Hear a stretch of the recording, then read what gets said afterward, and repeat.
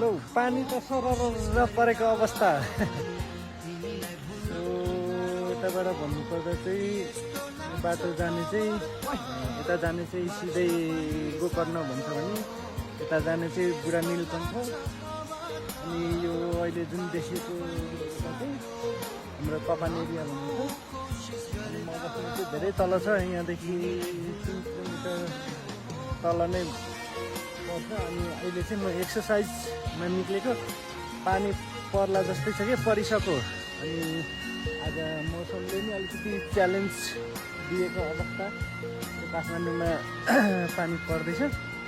अनि अहिले चाहिँ ठ्याक्कै म चाहिँ यो बाटो चाहिँ यता जाने चाहिँ गोकर्ण साइड पर्छ भने, अनि यता अगाडि चाहिँ बुढा नीलकण्ठ, यता हाम्रो भइगयो कपान एरिया। सो एकदमै आज चाहिँ मौसम एकदमै गडबड भइराखेको छ कि।